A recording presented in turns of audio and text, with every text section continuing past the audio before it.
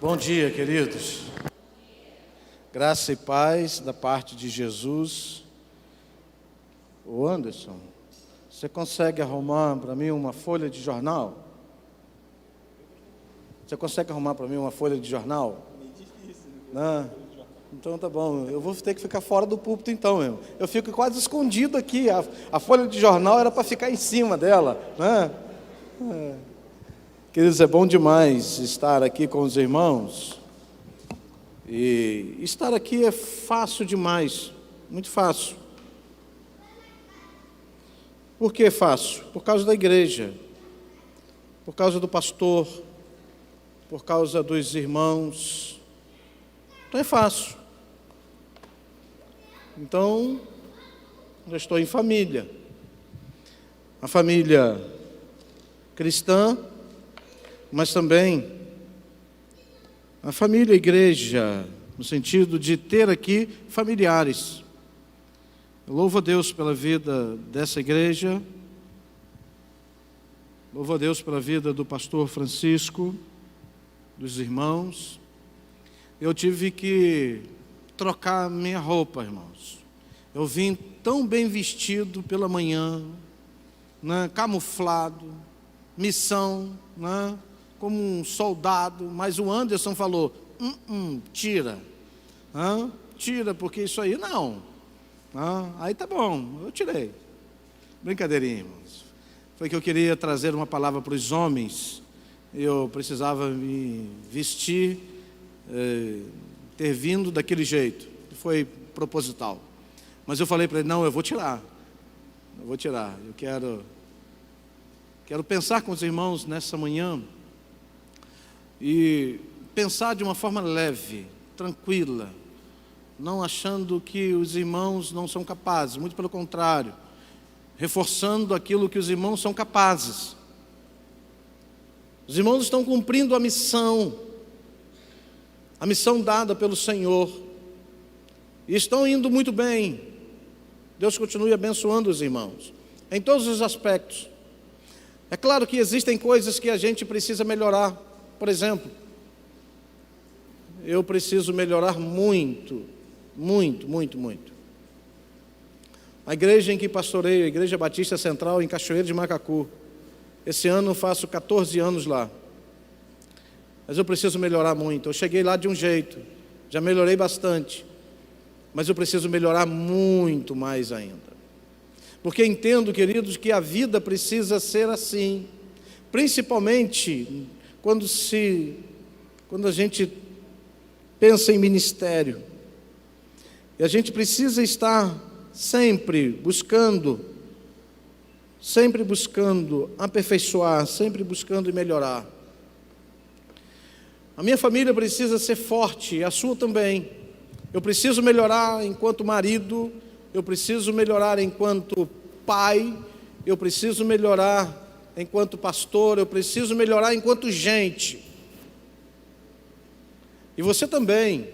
E nós precisamos nos esforçar para isso.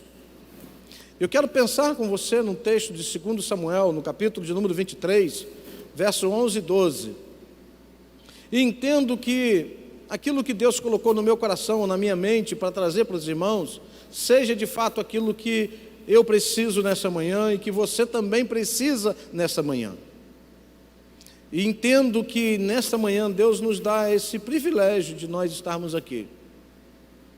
E se você está aqui é porque você tem uma idade para isso, você não está enfermo, pode até estar passando por alguma dificuldade na sua saúde, como por exemplo, eu estou, minha esposa está, mas isso não nos impede de estarmos na casa de Deus. Então louvado seja Deus por isso. Eu quero pensar com você sobre esse tema. Minha missão, defender meu campo de lentilha. Minha missão, defender o meu campo de lentilha. Vamos à leitura do texto? Mantenha a sua Bíblia aberta nesse texto.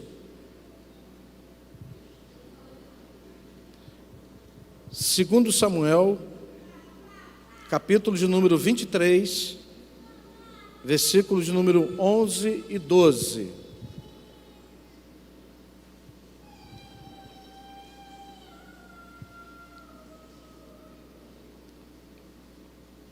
E diz assim a palavra, a minha versão talvez seja um pouco diferente dos irmãos, mas acompanham aí e mantenha a Bíblia aberta, por favor. Depois dele, Samá, filho de Agé, o Ararita, quando os filisteus se juntaram em Leí, onde havia um pedaço de terra cheio de lentilhas, e o povo fugia diante dos filisteus. Pôs-se Samá no meio daquele terreno, e defendeu e feriu os filisteus, e o Senhor efetuou grande livramento. Deus de amor e Pai, em nome de Jesus, que a Tua palavra, Deus, fale a nossa mente, nosso coração, a nossa alma, a fim, ó Deus, de nós estabelecermos em nós uma aplicação da Tua palavra. Pai de amor, usa-nos como instrumento e fala a cada um de nós, em nome de Jesus. Amém. Desde que nascemos, queridos, nós somos levados a lutar. Se você não tivesse lutado pela vida, certamente você não estaria aqui nessa manhã. Talvez você, quando nasceu, não lutou para o seu pulmão abrir. E aí o médico teve que fazer algo, né? Uma palmadinha resolve a vida de todo bebê. E deu uma palmadinha, e aí o pulmão se abriu num choro daquele bebê. Isso é lindo demais, é o choro da vida, é o som da vida. É quando então veio ao mundo, nasceu o bebê, o tão esperado, a criança tão esperada.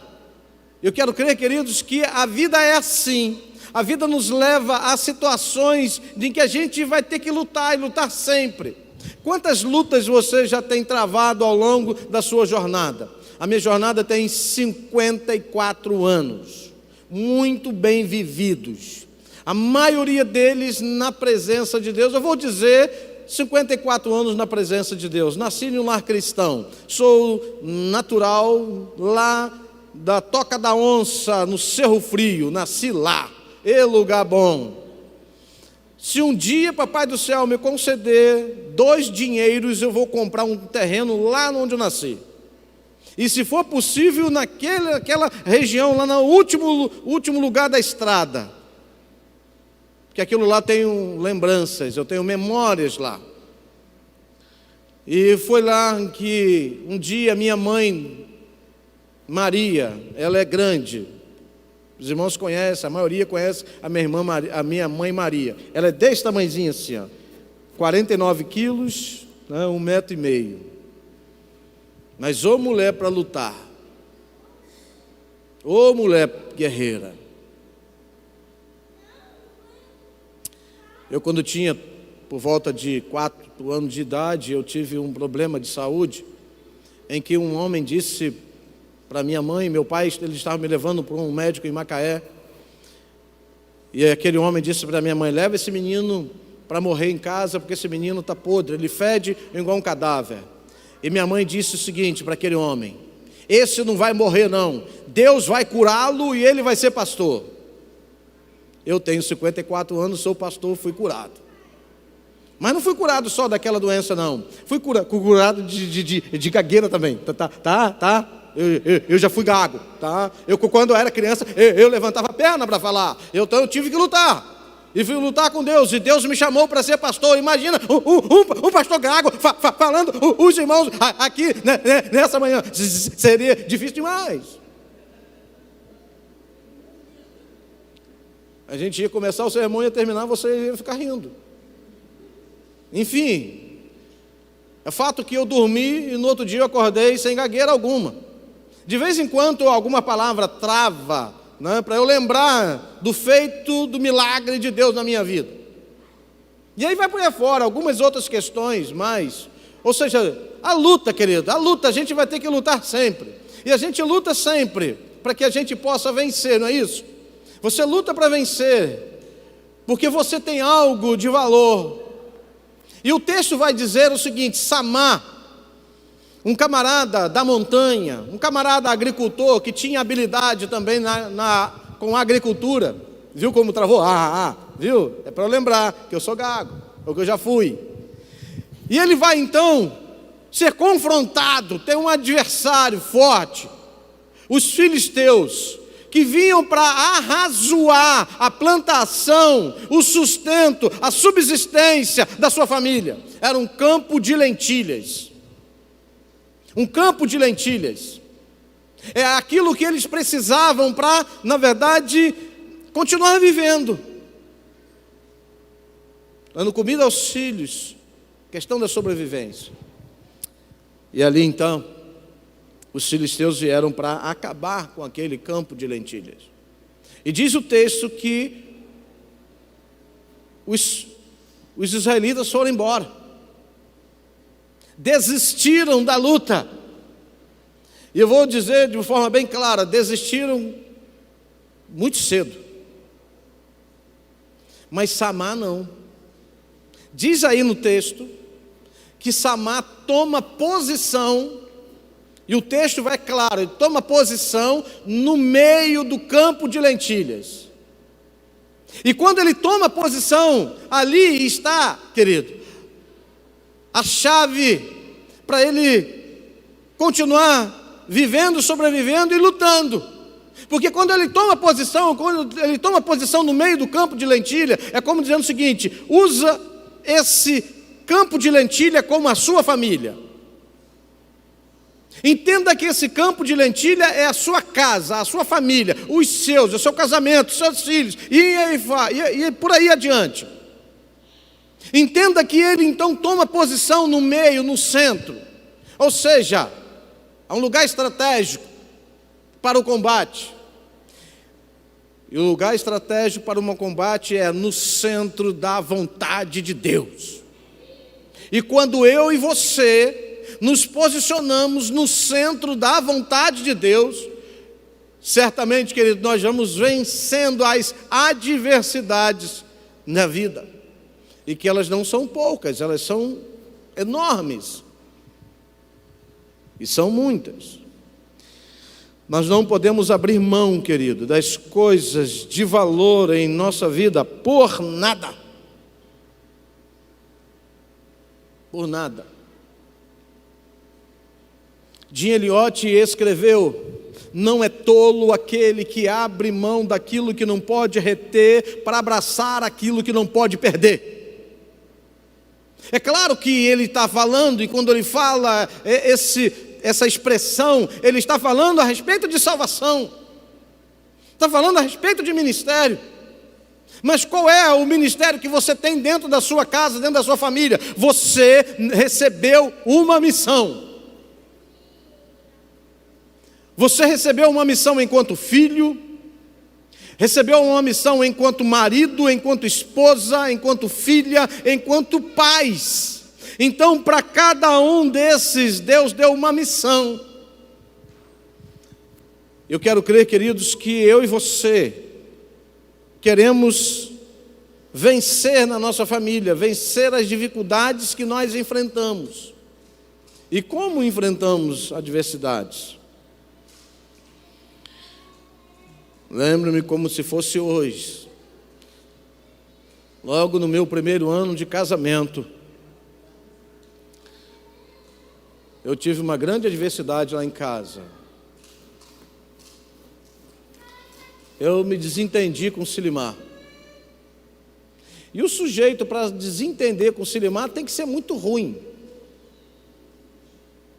Porque é fácil. Lidar com ela é fácil, comigo não. Eu sou meio Entenderam, né? Então, mas lidar com ela é muito... Mas eu tive problema com ela. Aí eu saí de casa, não saí de casa para não voltar para casa, mas eu saí de casa, fui na casa da minha mestra Maria. Aí eu fui lá, Dona Mariazinha sentada, estava lá, eu falei: Dona Maria, eu tenho uma coisa para conversar com a senhora. Falei: mamãe, me explica uma coisa. Preste atenção nesse detalhe que é importantíssimo para a sua vida. Me explica uma coisa, mamãe. Eu convivi com a senhora e papai desses tantos anos aqui em casa. Eu nunca vi a senhora ter uma dificuldade sequer de relacionamento com meu pai. E eu já estou casado há poucos meses com Sirimã, e ela é uma santa mulher de Deus, eu já tive problema com ela. Me explica isso, qual é o segredo? Aí minha mãe, aquela carinha dela, né, falou: meu filho, vou te ensinar, vamos embora. Ela falou o seguinte: meu filho, não é que eu nunca tive dificuldade de pensamento com seu pai, mas nós entendemos uma coisa. Nós colocávamos vocês para dormir, e quando vocês estavam dormindo, eu e o seu pai conversávamos baixinho dentro do nosso quarto, para que vocês não tivessem dificuldades na vida de vocês. Nós resolvíamos as nossas coisas no nosso quarto, antes de dormir, e no outro dia nós estávamos resolvidos. Por isso que você nunca viu uma desavença, um desacordo entre eu e o seu pai. Aí eu falei: danadinha, né? Agora entendi, mestra. Somos casados há 30 anos. E nesses 30 anos a gente está lutando. E a gente luta. E a gente vai lutando. Mas como que a gente faz para vencer nesses 30 anos? Posição. Lembra-se dessa palavra, no final do sermão eu quero usar essa palavra: posicionamento. É a posição que vai fazer a diferença. Paulo, escrevendo aos Colossenses, no capítulo 1, ele vai dizer que nós devemos estar buscando sempre a vontade de Deus para a nossa vida. E quando a gente busca a vontade de Deus para a nossa vida, queridos, certamente há um encorajamento da pessoa desse Deus para conosco. Foi exatamente o que Samar viveu. E por que Samar viveu isso?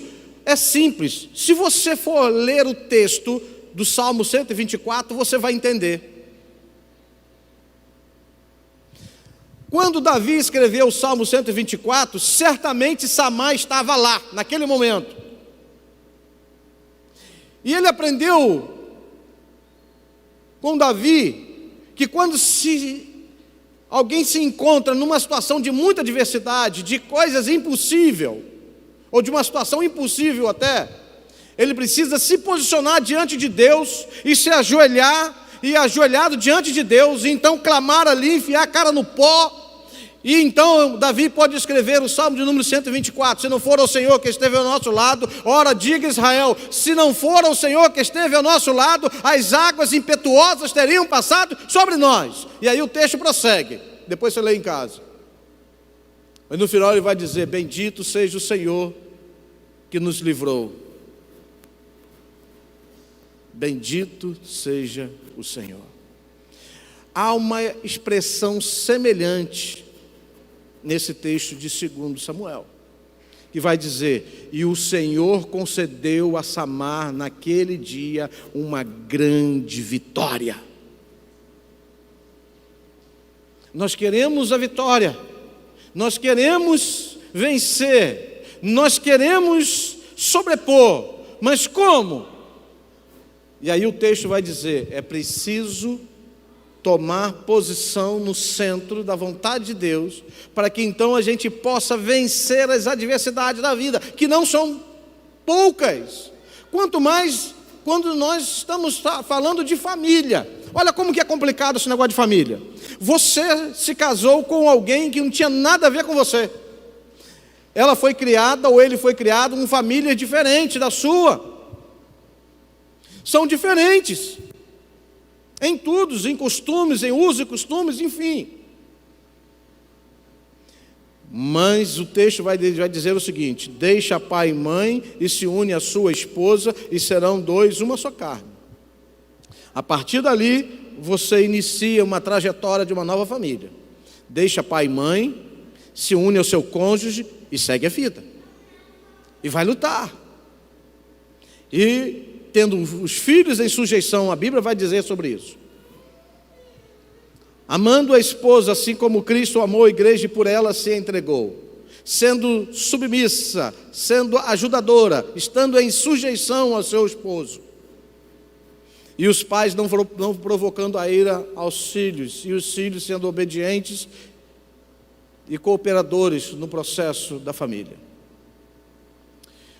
O basicão da Bíblia é esse. Como Samar entendeu? Samar entendeu, querido, que Davi ensinou de forma clara como que se vence uma adversidade. É se colocando em submissão, em sujeição a Deus. E aí então, quando Davi se vê diante daquele exército de filisteus, está escrito no Salmo 124. E aí então, ele se ajoelha e clama, busca em Deus. E ele vai dizer: se o Senhor não for conosco, se o Senhor não agir na nossa vida, se o Senhor não nos livrar aqui, chegou o nosso fim, a nossa derrota. E nós todos seremos dizimados, todos seremos mortos. Basicamente a história diz que Davi estava com 400 homens. Aqueles 400 que o texto vai dizer que iniciou uma trajetória com ele. E dentre esses 400 tinha os 32 valentes de Davi. E dentre esses 30 de Davi estava ali Samar. Um deles. Dentro da hierarquia, o terceiro valente de Davi. Que aprendeu com Davi em momento de adversidade, clama a Deus. Se posiciona no centro da vontade de Deus. Então ele se posiciona no centro do campo de lentilhas, se posiciona no centro da sua família, no caso você e eu e cada um de nós. E então clamamos a Deus. E quando clamamos a Deus, querido, isso faz a diferença. Porque o texto vai dizer que ele lutou, Samar lutou com a sua lança, preste atenção nisso, Samar lutou com a sua lança naquele dia e venceu todos os filisteus. Assim ocorreu lá no Salmo 124. Davi estava com 400, os filisteus eram mais de 2.000 soldados, bem preparados para a guerra. E naquele confronto, Davi vai dizer: se nós formos aqui homem a homem, nós vamos perder e será o fim da nossa vida. Se nós formos com as nossas forças, nós vamos sair derrotados dessa batalha. Davi então se ajoelha, busca Deus e diz: Deus, venha conosco. O Senhor dos exércitos, e aí ele vai fazer toda a diferença. O Senhor dos exércitos está conosco. Hoje Deus vai nos conceder uma grande vitória. Lembra de Davizinho? Lembra do Davizinho que vai ser forjado para lutar com o leão, vai ser forjado para lutar com o urso, porque Deus estava preparando para que ele viesse a lutar depois contra quem? Contra Golias. E o que Davi diz? Olha, você vem a mim com espada, com lança, com escudo, mas eu venho contra você em nome do Senhor dos exércitos. E hoje Ele me dará a vitória. Hoje você morre. Hoje será o seu fim, porque Deus vai me confiar a vitória. Hoje. E Ele será exaltado sobre todo Israel e sobre todos os lugares. Há um Deus em Israel. E você conhece a história. Samar, querido, aprende com esse homem Samar aprende que, de fato, queridos, aquele campo para ele era de uma importância muito grande, porque está no texto aí, os filisteus não achavam nenhuma importância naquele campo de lentilha. Mas aquele campo de lentilha tinha um valor extremado para Samar. O mundo não está nem aí para a sua família, está nem aí. Satanás, na verdade, quer destruir mesmo. Ele quer trazer o divórcio, ele quer trazer pais contra filhos, filho contra pais. Ah, pastor, mas isso não é da Escritura. É, querido, mas você vai deixar que isso aconteça na sua casa, na sua família? Que aconteça nos outros que não querem se curvar diante de Deus, não querem assumir posição. Mas aqueles que assumem posição diante de Deus e pedem a Deus, Deus, me dê sabedoria para eu ser uma mulher sábia, me dê sabedoria para que eu possa amar a minha esposa como Cristo amou a igreja, me dê sabedoria para que eu possa ser obediente, para que eu possa honrar o pai e mãe, me dê sabedoria que eu não venha desanimar os meus filhos, trazendo a ira sobre eles, ou provocando-lhes a ira. Quando eu e você assumimos uma posição assim, queridos, certamente nós não vamos ver na nossa casa divórcio, nós não vamos ver nos nossos filhos, na verdade, em rebeldia contra nós. Mas pastor, por que o senhor fala isso? Eu falo isso porque a minha família vive assim. Eu e minha casa servimos ao Senhor e eu não abro mão disso. Eu assumi posição. E já no primeiro ano de casamento eu fui buscar com a minha mãe entendimento para como viver uma vida a dois, com sabedoria e discernimento. Mas existem uns que querem ir pelas filosofias, né? Ou pelas psicologias. Não tem nada contra a psicologia, filosofia. Eu sou formado em filosofia, sou psicanalista, clínico, enfim, isso tudo eu uso como ferramenta, mas nada substitui a palavra de Deus, nada. Então, queridos, quando nós buscamos a palavra de Deus, a direção de Deus, e a palavra de Deus vai dizer o seguinte: marido, ame a sua esposa. Aí minha mãe me ensinou que a vida a dois é para ser vivida em conformidade, em sincronia, em harmonia. Quando ela se destoa no relacionamento, toda a orquestra vai sofrer, vai desafinar. Toda a vida. Durante muitos anos eu trabalhei com mecânico de motos.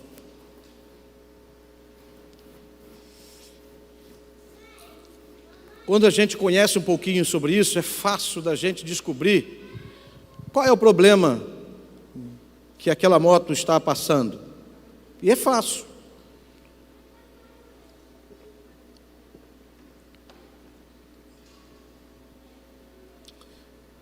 Às vezes a moto chegava lá na oficina com determinado barulho e eu sabia qual era o problema. Então, quando o cliente dizia: olha, minha moto não passa de 60 de jeito nenhum. Eu boto na pista, ela não passa de 60. Eu falei: é mesmo? Ah, mas já levei no outro mecânico, o cara já fez isso, já fez até motor e não conseguiu fazer nada. Continua a mesma coisa. Eu falei: tá bom, deixa a moto aí, de tarde ela está pronta. Ele olhou para a minha cara, depois eu digo o nome quem é. Não é que eu esqueci não. Falei: tá bom, pode deixar aí. Peguei a moto, arranquei a descarga, fui lá no lanterneiro. Olha só, corta aqui para mim, eu vou limpar, depois eu trago para você fechar para mim. Eu vou pintar e enfim. E fiz isso. Tirei a descarga, fiz o que precisava fazer, levei lá, fechou com solda e eu pintei, coloquei na moto, a moto 110. E por que agora deu 110? Simples, porque ela estava carbonizada. E uma DT 180 carbonizada, ela não anda, não passa de 60. E eu descarbonizei a descarga, só isso. E quando fui lá no PJ entregar a Odaí, falei, seu Odaí, toma aqui, sua moto está pronta, está lá, agora está dando 110, pode montar e acelerar. Eu falei, o que você fez? Quanto que ficou? Ah, foi R$30. R$30? Eu lembro até o valor, querido.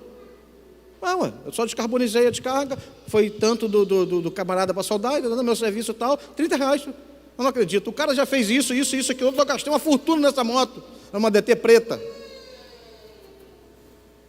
Pois é, meu filho, foi só isso, só o seu problema. Você gastou tudo isso à toa. Preste atenção, estou contando essa história para você, para traduzir para você o que é preciso fazer. Você precisa buscar quem de fato entende do assunto. E quem entende de adversidade é Deus. É o manual de instrução. Então eu preciso ler, eu preciso trazer isso para a minha prática. Fica bonito eu entender, eu pregar isso e na verdade eu não viver isso. O nome disso é hipocrisia, segundo a Bíblia, para não falar outra coisa. Então quando eu vejo você e eu numa luta, eu e você nós precisamos lutar, queridos. Eu e você, nós precisamos lutar por aquilo que temos de maior valor. Qual é o seu maior patrimônio? É a sua casa. E por isso, seu marido não entra com pés sujos dentro de casa, porque quando ele vai entrar, você faz igual chutando um cachorro, lá para fora, com pé sujo não. Se você faz isso, para hoje. Porque se seu marido falar para mim que você faz isso, eu vou lá na sua casa, vou pegar um monte de barro vermelho, brabo, ainda vou pegar cocô de vaca, vou passar na minha perna e vou entrar na sua casa, vou entrar na sala e você na cozinha. Então toma tenência. A sua casa não é, o chão da sua casa não é mais importante do que o coração do seu marido.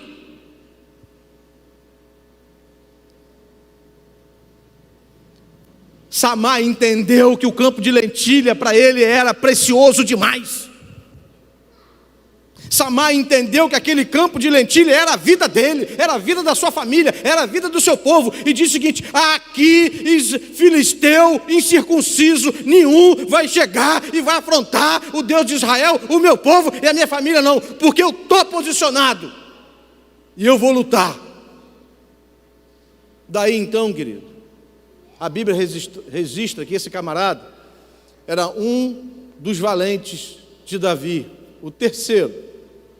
Nesse texto fala sobre os três, e depois vai enfileirando os outros. Só você ler esse texto de 2 Samuel 23. Quero crer, queridos, que eu e você, nós precisamos valorizar aquilo que é de maior importância. Como que se aplica isso, pastor, à vida? É simples, queridos. O que é mais importante na sua vida? Ah, pastor, é Deus. Perfeito. Deus. Joinha, você acertou na mosca. E a segunda coisa mais importante que você tem na vida precisa ser seu casamento. Deixará pai e mãe, se unirá a sua mulher e serão dois uma só carne. Você só é uma só carne com o seu marido, com a sua esposa, e não com seu filho ou a sua filha. Porque eles vão deixar a casa de pai e mãe e depois vão formar a sua família. E você vai viver a vida inteira, o resto da sua vida, com o seu casamento. Meu pai faleceu ano passado, da Covid. Como está sendo difícil para minha mãe. De vez em quando eu estou na casa dela, geralmente segunda e terça-feira, quando eu estou aqui em Casimiro, e ela canta aquela musiquinha dela. Eita, musiquinha linda. Eu louvo a Deus ouvindo minha mãe cantar aquela musiquinha. E de vez em quando ela fala, vontade. Eu falei, vontade de quê, mamãe? Vontade de ir para a glória. Eita, coisa linda. E ela canta aquela musiquinha tão bonitinha. né, dizendo que se ela tivesse asa, ela voaria para lá. Se eu tivesse asa, eu voaria para lá. Sabe o que ela está querendo dizer? Por eu entender um pouquinho, né, da área, ela está dizendo o seguinte: ela está se contentando ainda nesse mundo, igualzinho o apóstolo Paulo quando ele escreve: ainda me contento nesse corpo, nessa vida, por causa do ministério que ainda eu tenho para desenvolver, mas a minha vontade é de estar com o meu Senhor na glória. E quando eu vejo minha mãe falar isso, me dá uma alegria que você não imagina. Você quer que sua mãe morra? Não, querido.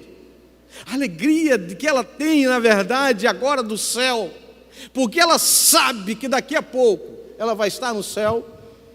É claro que ela não vai conhecer o Anaías como Anaías, tenho certeza absoluta que não vai ser assim, porque a Bíblia diz assim. Mas eu tenho certeza absoluta que quando ela chegar no céu, vai ser bom demais. Vai ser bom demais para ela. Não por causa do cansaço dessa vida, não. É pela expectativa, querido. Por aquilo que vai se descortinar para ela, vai ser muito maior do que aquilo que ela imagina. Meu pai já está lá. Minha filha Lívia também. Vou parar por aqui, para eu não errar. E daqui a pouco eu também vou. Esse daqui a pouco pode ser 30, eu acho que vai ser 30. Eu estou com 54, meu pai morreu com 84, eu vou morrer também mais ou menos com 84. Mais ou menos, né? Então eu devo ter 30 anos para frente para viver, né? Vamos imaginar que eu tenho 30 anos para frente para viver. Eu preciso viver esses 30 anos muito melhor do que eu vivi ontem. Eu preciso lutar com muito mais força, com muito mais entusiasmo. E quando me faltar a força e o entusiasmo, eu ajoelho. Então eu busco a Deus. Deus me dê força, porque a Bíblia vai dizer o seguinte, que os cabelos brancos, eles precisam me dizer alguma coisa. O cabelo já não está tão branco assim, né? Mas a barba está, porque cabelo não tem mais, né? Mas isso precisa me dizer alguma coisa. Isso precisa me dizer que uma vida em serviência, em submissão a Deus. Eu vivi nessa terra e vou viver nessa terra dias melhores. Eu sei, querido, que o tempo vai ficar ruim, a gasolina vai chegar a custar R$10, o dólar vai chegar a 8, isso tudo vai faltar alimento. Eu sei, mas eu preciso entender o seguinte, que amanhã para mim vai ser muito melhor, porque amanhã Deus continua me dando vitória na luta de amanhã. Porque a luta de ontem já foi, já travei, já venci, agora é para amanhã. Mas pastor, você não teme? Eu vou dizer uma coisa para você. Sabe qual é a minha fraqueza nessa vida? É enfermidade. Enfermidade na carne. Eu estou com um tal de nervo ciático aqui que já está me perturbando há uns 4 meses. Já fui no médico, o médico disse isso, disse aquilo outro. Estava perturbando meu joelho, não podia caminhar mais. Aí você entendeu por que eu estou assim agora, né? Eu não parei de caminhar também, mas já fiz tratamento, vou tentar voltar a andar agora. Eu não tenho mais como andar mais de moto, mais saltar rampa, não tenho mais como andar de bicicleta. Então eu vou fazer outra coisa. Vou caminhar, coisa que eu gosto de fazer. Passear com o meu cachorro, Iron. E eu estou esperando o Silimar ficar boa da coluna para a gente caminhar junto. Porque ela parou de caminhar porque não pode caminhar. Recomendação médica, ela não pode caminhar.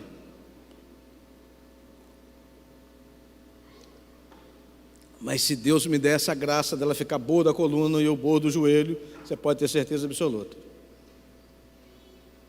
Eu não vou caminhar sozinho. Não vou caminhar só com Airo, eu vou caminhar com ela. Por quê?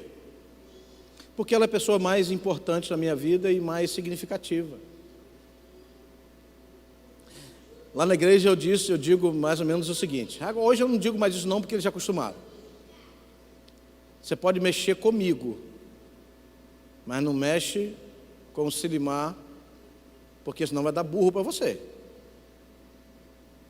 Se você nunca viu um pastor zangado, então não queira ver. Mas se você quiser ver, mexe com ela. Mexer comigo eu nem ligo, mas se mexer com ela dá ruim. Preste atenção, querido. Você precisa defender seu campo de lentilha. Não mexe com minha filha não, porque dá ruim. Eu defendo o meu campo de lentilha. Ela é minha filha. Não mexe no ministério que Deus me deu não, porque não dá ruim. É meu campo de lentilha. Às vezes as pessoas ficam, rodando em círculos, Por quê? Por causa de desobediência.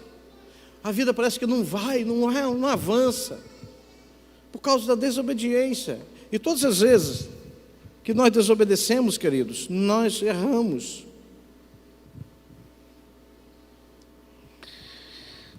Pastor, qual deve ser a intensidade? Qual deve ser a intensidade da minha luta? Aí eu quero fechar com você. A intensidade está no texto. Vê o verso 9 e 10. O que diz aí? O texto, resumidamente, diz o seguinte: Eleazar, ele se manteve a sua posição e feriu os filisteus até a sua mão ficar dormente e grudar na espada.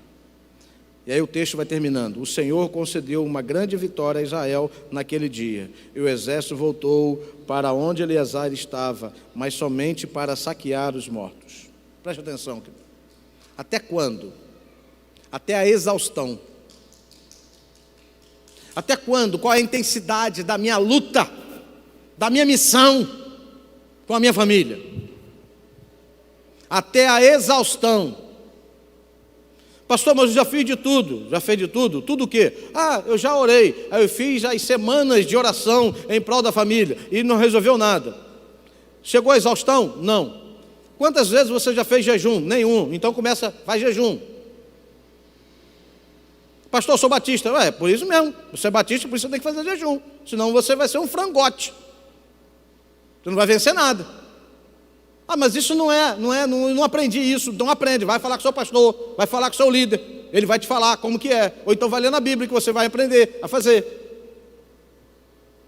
Mas eu não acredito nisso. Tá bom, Por isso que os discípulos também não expulsaram os demônios, aquela legião de demônios. E Jesus vai dizer para ele: essa casta não sai se não for com jejum e oração. O cara não jejua, não ora e quer bênção de Deus, e quer expulsar de capeta. Capetada, meu filho, só sai com o poder do Espírito Santo. Não sai com o seu, não. Não é porque você é religioso, que é fundador da igreja, que capeta vai sair. Não vai sair se você não tiver uma vida no altar de Deus, se você não buscar aquilo que é a orientação de Deus, se você não tiver capacitado com o poder do Espírito Santo na sua vida. Não sai. E vai você querer expulsar demônio com a vida torta para ver. Ele vai te envergonhar. Ele te dá uma coça e deixa nu. Vai dar uma de, sou crentão, e está com a vida nos bastidores, suja, sem santidade. Vai! Você vai sair envergonhado. Isso se você não tomar uma coça. Você já viu isso na Bíblia. No Novo Testamento, inclusive. Bem, queridos, eu quero crer que a intensidade para eu lutar em relação à minha família, meu casamento, a missão, cumprir bem a minha missão, é de fato lutar até a exaustão. Senhor, eu não fiz tudo ainda, não fez tudo, então precisa fazer tudo. Você ainda não morreu? Você só deve parar de lutar quando você morrer. Aí então o texto vai ser para você, não vai ser? Olha só. Combati o bom combate, acabei a carreira e guardei a fé. Você só vê esse texto quando alguém morre? Tem que lutar, tem que estar vivo, filhão. Tem que combater o bom combate, é o combate da fé. E a Bíblia vai dizer ainda, é o combate da fé evangélica. E a fé evangélica está lá, pautada nos evangelhos, na Escritura Sagrada. E como que a gente deve viver? Simples. Mateus 5, 6 e 7. Pronto, está ali. O resumo da Bíblia está ali. O resumo de como que eu devo viver a vida está ali. Mateus 5, 6 e 7. Se você cumprir isso, pode... Está tudo certo, não precisa nem de Bíblia mais. Quero crer, queridos, que eu e você, nós somos desafiados a lutar como Eleazar, que assume, toma posição, vai desembainhar sua espada. Preste atenção nisso, que eu já estou chegando lá no final. Tem 4 minutos para eu terminar. Ele pega a espada e vai para a luta. E diz o texto que ele lutou aquele dia inteiro e já estava tardinha. E o texto vai dizer o seguinte, que em dado momento a exaustão era tanta, que a espada ficou gravada, ou ficou agarrada, colada na mão de Eleazar, e ela não saía. Ou a mão dele ficou dormente de tanto lutar, ou então tanto sangue dos filisteus, que virou como cola na mão dele e não saía. E diz o texto que, ao final da tarde, Deus concedeu-lhe uma grande vitória, e todos aqueles filisteus foram mortos pela mão de um homem. Aí você fala, pastor, não acredito nisso. Então vai embora para casa, rapaz. Você não crê na Bíblia, então vai embora para casa. Some daqui, aqui não é lugar para você não. Você não crê na Bíblia? Aqui é o lugar que você estuda a Bíblia. Ah, mas eu não acredito que tenha sido assim. Ah, você está igual o Bultmann também, um teólogo alemão, Rudolf Bultmann. Quando perguntaram a ele se ele cria nos milagres de Jesus, ele disse, não, isso é historinha. Historinha. Jesus andar sobre as águas? Ah, isso é historinha. E Jesus me curar? É historinha?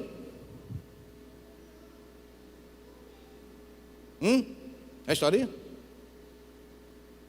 Jesus já operou na vida de muitos que estão aqui nessa manhã. É historinha também? Então, se nós temos um Deus, queridos, que Ele é assim, Ele é prático, nós precisamos crer nisso como um Deus que, de fato, querido, Ele vai estar sempre buscando os seus filhos e dando a esses filhos a condição de vencer na luta. Você já chegou à exaustão? Não, então lute. Seu filho está nas drogas? Seu neto está nas drogas? Aí você, largou para lá mesmo? Larga para lá não, não larga para lá. Você chegou à exaustão? Não, então continua lutando. É sua filha? Ah, é? Então tá bom. Você crê na Bíblia? Crê. Abra sua Bíblia em Lamentações 2,19. Abra aí. Alguém que lê, abre sua Bíblia aí, pode olhar e ler, que eu não gravei, eu posso até resumir para você o texto, mas eu quero que leia esse texto na Bíblia. Você que é mãe e que já desistiu ou está para desistir do seu filho ou da sua filha, leia o texto, Lamentações 2,19. Alguém aí que tem uma voz poderosa, leia esse texto, do jeito que está aí na sua Bíblia, independente da versão.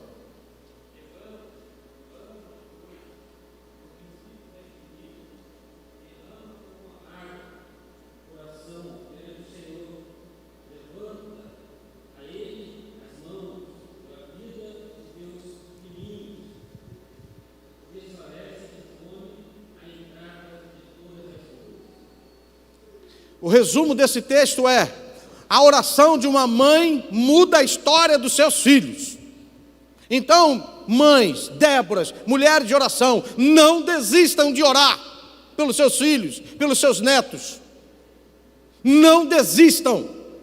Vai à exaustão. Levantem de madrugada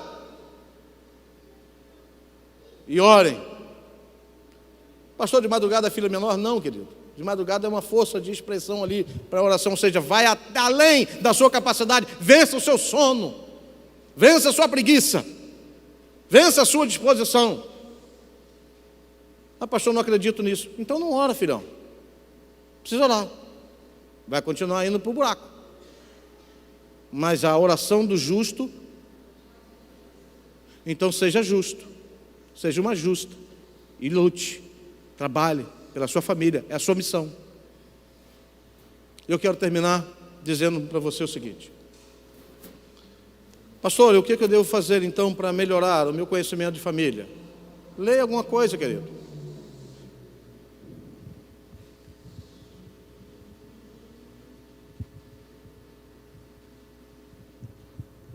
Lê e pratica, tá? Ó. Está dentro do livro. Isso tenha tempo, hein? Esse livro é de 2002. Meu amor, você sabe o que é isso? Então eu vou ir para você falar. Eu já estou terminando, eu quero concluir com isso. Porque esse negócio de falar e não mostrar, às vezes a gente tem dificuldade. Tem que exemplificar. Aprendi isso no curso de formação de professores. É algo concreto. Você tem que ensinar para a criança o concreto e não o abstrato. Porque ele não tem condição de fazer leitura do abstrato. Então, concreto, nosso amor. Fala lá. Isso aí é uma demonstração de amor. A gente estava no retiro lá no Sana, junto com essa igreja, no dia que a gente foi junto na casa de Regina. Você saiu de manhã para caminhar, eu fiquei lá na barraca, você voltou com essa florzinha, e eu me senti amada e guardei a florzinha até hoje. Amor prático. E a gente continua catando florzinha, né, Regina? Catar florzinha. Isso é simples, queridos. Você acha o quê? Viver com família é o quê? Aprendi com minha mãe, meu pai. Meu pai fazia diferente. Meu pai já foi, então você não vai conseguir prendê-lo mais, né? Uma das coisas que meu pai fazia era caçar uma paca. Minha mãe fazia muito bem. Era o grande amor dele, matar a paca. Mamãe fazia com o maior prazer para dar para nós. Ih, rapaz, eu amo paca. Aí falou, muito bom, eu vou te prender. Não mato paca, filho. Mas se eu tivesse 2 dinheiros, eu ia criar paca.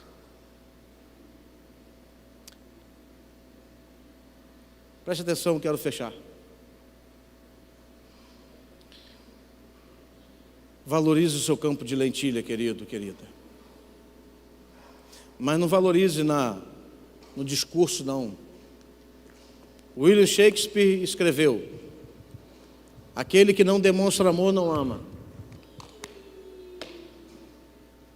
Aprendi como amar uma mulher, o meu pai, homem de pouca palavra, mas de vida autêntica.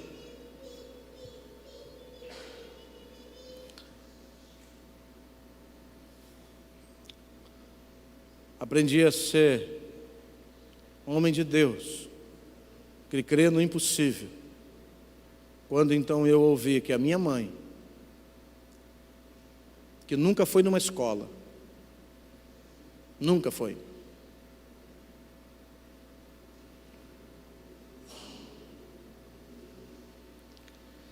Deus deu a ela a condição da leitura. Minha mãe lê. Não escreve, mas lê. Porque ela queria muito ler a Bíblia. Era o sonho dela ler a Bíblia.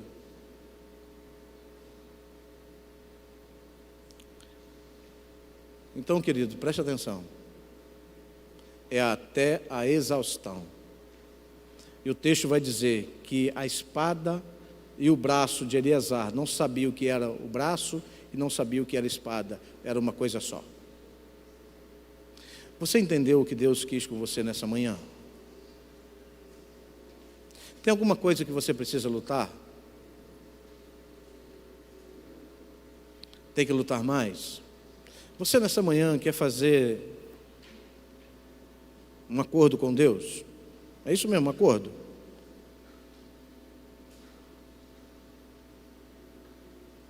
Você mostra a fé que Deus opera o milagre. Pastor, eu não creio em milagre, mas eu creio por você. Quer fazer um desafio comigo? Quer fazer? Então traga para o altar de Deus o seu problema, a sua dificuldade, a sua adversidade, e vamos lutar nós dois juntos. Eu creio por você, mas você luta comigo, e você sem crer. E eu sei que o Senhor vai nos conceder uma grande vitória, porque nós vamos lutar. Você quer fazer isso? Vamos cantar? Enquanto a gente canta, pode começar a cantar. Enquanto a gente canta, você pensa sobre isso. Pastor, o Senhor me desafiou. Então, se o Senhor Jesus te desafiou, é para você aceitar o desafio. Você pode ter certeza que eu vou chamar você no altar. Eu quero orar por você nessa manhã. E se você já for entendendo isso, é só vir para o altar, que eu vou estar aqui no altar te recebendo. Vamos cantar? Vamos ficar em pé? Vamos ficar em pé, vamos adorar Jesus.